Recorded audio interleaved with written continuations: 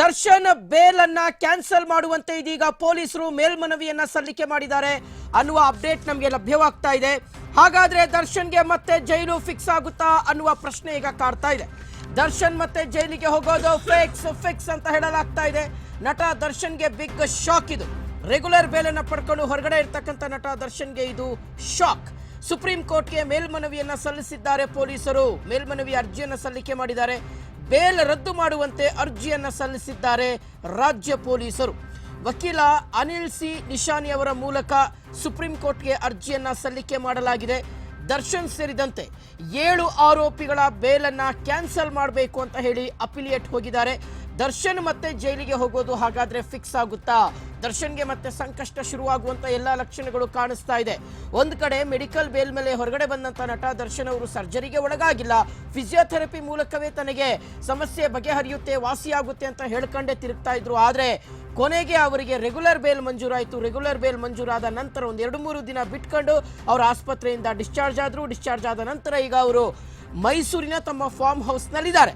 ಇದೆಲ್ಲದರ ನಡುವೆ ದರ್ಶನ್ ಅವರ ನಡೆಯ ಬಗ್ಗೆ ಈಗ ಪೊಲೀಸರು ಅನುಮಾನವನ್ನ ವ್ಯಕ್ತಪಡಿಸ್ತಾ ಇರ್ತಕ್ಕಂಥದ್ದು. ನಿಜಕ್ಕೂ ದರ್ಶನ್ ಅವರಿಗೆ ಸರ್ಜರಿಯ ಅವಶ್ಯಕತೆ ಇತ್ತೆ? ನಿಜಕ್ಕೂ ಅವ್ರಿಗೆ ಬೆನ್ನು ನೋವಿನ ಸಮಸ್ಯೆ ಕಾಡ್ತಾ ಇತ್ತೆ?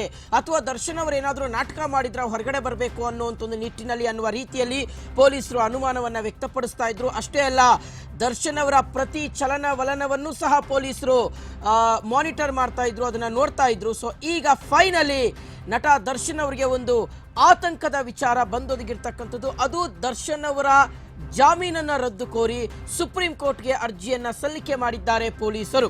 ಸೊ ಒಂದು ಕಡೆ ಅವರ ಜಾಮೀನನ್ನ ರದ್ದು ಕೋರಿ ನಾವು ಅರ್ಜಿಯನ್ನ ಸಲ್ಲಿಸ್ತೀವಿ ಅಂತ ಗೃಹ ಸಚಿವರು ಹೇಳ್ತಾ ಇದ್ರು, ಪೊಲೀಸ್ ಕಮಿಷನರು ಹೇಳಿದ್ರು, ಮತ್ತು ಇನ್ವೆಸ್ಟಿಗೇಷನ್ ಆಫೀಸರ್ ಸಹ ಹೇಳ್ತಾ ಇದ್ರು.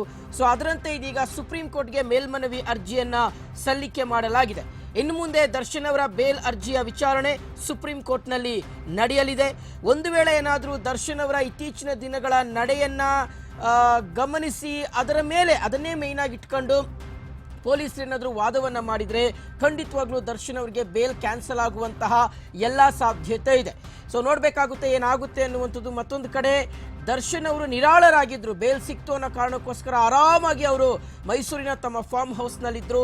ಆದರೆ ಈಗ ಅವರ ಬೇಲ್ ಅರ್ಜಿಯ ವಿಚಾರಣೆ ಸುಪ್ರೀಂ ಕೋರ್ಟ್ ಅಂಗಳಕ್ಕೆ ಹೋಗಿದೆ.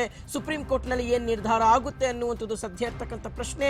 ಇದೆಲ್ಲದರ ನಡುವೆ ಪೊಲೀಸರು ಸಹ ಅಷ್ಟೇ ಈ ಒಂದು ಪ್ರಕರಣವನ್ನ ಬಹಳ ಸೀರಿಯಸ್ ಆಗಿ ತೆಗೆದುಕೊಂಡಿದ್ದಾರೆ ಮತ್ತು ಒಂದು ರೀತಿಗೆ ಪ್ರತಿಷ್ಠೆಯಾಗಿಯೂ ತೆಗೆದುಕೊಂಡಿದ್ದಾರೆ. ಬಿಕಾಸ್ ಇದು ಹೈ ಪ್ರೊಫೈಲ್ ಕೇಸ್ ಆಗಿರುವಂಥ ಹಿನ್ನೆಲೆಯಲ್ಲಿ ಪೊಲೀಸರು ಯಾವುದೇ ರೀತಿಯಾದಂಥ ಒತ್ತಡಕ್ಕೆ ಮಣಿಯೋದಿಲ್ಲ. ಯಾರು ತಪ್ಪಿತಸ್ಥರಿದ್ದಾರೆ, ಯಾರು ಹತ್ಯೆ ಮಾಡಿದ್ದಾರೆ, ಅವರಿಗೆ ನಾವು ಶಿಕ್ಷೆಯನ್ನು ಕೊಡಿಸಿಯೇ ತೀರ್ತೇವೆ ಅನ್ನುವ ರೀತಿಯಲ್ಲಿ ಕಟಿಬದ್ಧರಾಗಿರ್ತಕ್ಕಂಥದ್ದು. ಹಾಗಾಗಿ ಪೊಲೀಸರ ನಡೆಯೂ ಸಹ ವಾಚ್ ಮಾಡಲಾಗ್ತಿದೆ. ಸಾರ್ವಜನಿಕರು ಪೊಲೀಸರ ನಡೆಯನ್ನು ಸಹ ವಾಚ್ ಮಾಡ್ತಾ ಇದ್ದಾರೆ, ಅವರ ವಿಚಾರಣೆಯ ರೀತಿಯನ್ನು ಸಹ ವಾಚ್ ಮಾಡಲಾಗ್ತಾ ಇದೆ. ಇದೆಲ್ಲದರ ನಡುವೆ 2 ಚಾರ್ಜ್ ಶೀಟ್ ಅನ್ನು ಸಲ್ಲಿಕೆ ಮಾಡಲಾಗಿರುವಂಥದ್ದು.